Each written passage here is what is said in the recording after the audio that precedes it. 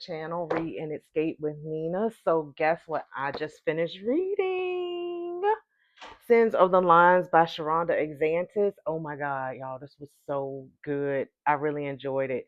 First of all, if you're in a reading slump, this is the perfect book to look into because the chapters are really short, but it does not take away from the substance of the story. It's still very detailed, still lots of depth to it and background here. We are following multiple characters, so each chapter has a different character. And this is not a spoiler, but it starts off with the murder of a college student, Nia Bryant, and it just goes from there. I'm telling you, I was guessing from the beginning of the book pretty much to the end of the book. I was just like, okay, it has to be this person, it has to be that person. But to my surprise, it was somebody totally different.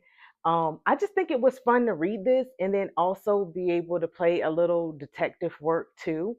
Um, as you're reading it, because I mean I like true crime and things like that. So obviously when I read something like this, I'm trying to solve it as I go. But I really enjoyed this one so much. Oh, my dog just walked in, so he might be in camera. Um, so yeah, I highly recommend this book. Give it a try. It's let me see. It's only 244 pages, a short read, a quick read. Like I said, the chapters are very short. I highly recommend it. I'm looking forward to her next one. As soon as it comes out, I'm going to get it. But that's what I've been doing. I've been reading this one, and oh, I wanted to show y'all this bookmark that I was using while I was reading this book. My daughter made it for me. Isn't that nice? She hand painted that. Yeah, that was nice. So I was using that as my little bookmark. But look, I tagged something in this book too. My mom's probably gonna laugh. Where let me find the page. She mentioned the author mentioned and as she had commented on my post about this on TikTok, but she had mentioned the scent of white diamonds. I tagged it in the book because ironically it was something nostalgic to her, and it is to me because my mom used to wear this every single day when I was a teenager. Oh my gosh, I'll never forget it. She would come in our room and I don't know, in the mornings, and she would just leave a trail of white diamonds behind her, and I'm like, oh my goodness, that was a strong perfume. And when I saw that reference in this book, I put it on my TikTok, and the author responded and said that her aunt used to wear it a lot. And I was telling her, I was like, oh, my mom wore this so much. So yeah, that was like a nice little nostalgic piece. When was the last time you seen white diamonds anywhere, let alone mentioned in a book? So I thought that was pretty cool. But this book also it leans into the importance of mental health. At least that was my take on it.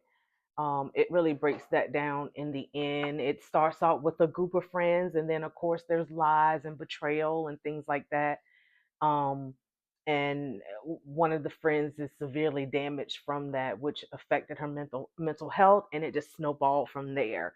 So that was definitely one of the big things I was thinking about as I was getting to the end of this book, and it is mentioned here. So I can appreciate the author including that because for some people it's kind of like a stigma to you know reach out to just go to therapy, go to a therapist or something like that for your mental health. But it is very important, and I feel like this one character in this book, has she done something like that early on, that maybe it would have prevented a lot of things that happen after, maybe. But I do think, just like we take care of our physical health and think that's important, I think that the mental part is too. So, like I said, I really enjoyed this. I feel like out of all the characters in the book, I feel like we're following the detective Chris more. And normally, when I'm reading a book, I don't typically like to follow the detective and get their perspective. But this character was very interesting. Chris was very smart, but also laid back. And his jargon when it comes to the case wasn't too technical, if you know what I mean. So it was easy to follow. Um, I don't know. I liked his character. Um, But yeah, I don't want to like get too deep in it and give it away because it's such a good book that I don't want to spoil it for anybody who wants to give it a read. But definitely pick this one up. A nice, short, quick read, short chapters, easy to follow, but also will have you guessing.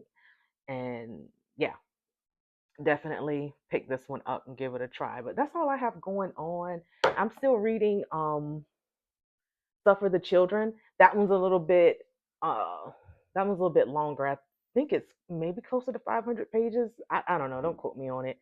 Um I feel like this last what would I call it? This last bit of reading for myself. I think I was reading at one point about 5 books at one time. I really do because I'm still reading um Dead Meat because that's 7 books. I'm on book 3 and Suffer the Children. Then I was reading Sins of the Lines. Um I just started Uninvited Guests by Sherry Lapina. This will be my first time reading reading something from this author. I just wanted to give it a try because somebody said it was like a remote, isolated type read, and I love when things are isolated and somebody's like it's a snowstorm and somebody's trapped and people start dying one by one. That's like one of my favorite tropes. So when I heard that, I was like, oh, I gotta read it. So I started reading that, and I'm also reading a book on my Kindle, Bone Deep. So yeah, I was reading quite a few books at one time, which you know what, I'm still managing and keeping up with the characters and everything. I don't know what pushed me to read that many, um, but I'm fine. I wouldn't do it if it was something that'll just take me over the edge. So yeah, that's what I've been doing. And Suffer the Children, I can't wait to give you guys like a review on that one. It's really good.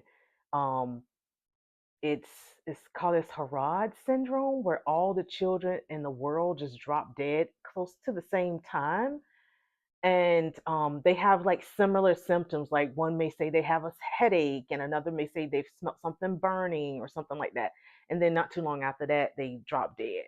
And so you have hundreds of thousands upon thousands of children who just died, and you don't think about like the logistics of that. Normally when you have a person to pass away, then you can have funeral services and people can come remove the body and you can continue on with things like that. But when you have thousands that die in a town, like how are you supposed to manage that? Like the morgue was overwhelmed and funeral homes and stuff. So what's interesting is instead of like allowing the parents to have individual funeral services or individual graves for their children, they're like putting all of these children in one big massive grave. Um, so that's where I kind of stopped at. And I was like, oh my God, this is crazy. I can't wait to see where this goes. I haven't gotten to the part where they rise in 3 days because they just dropped dead. And so now they're trying to bury them. And believe it or not, this serious type of book, but there is some content in it that's a little funny. I have laughed out loud a few times reading it, just especially from one particular character. His name is Doug. Um, he's a little funny in a serious type of way. But yeah, I'm interested to see how this goes when they rise in 3 days and come back. So yeah, I would obviously be able to give that a little bit more attention since I finished this one. But I just wanted to hop on and give you guys an update. I think you might like this book. All right, well, I'll talk to you guys later. Bye.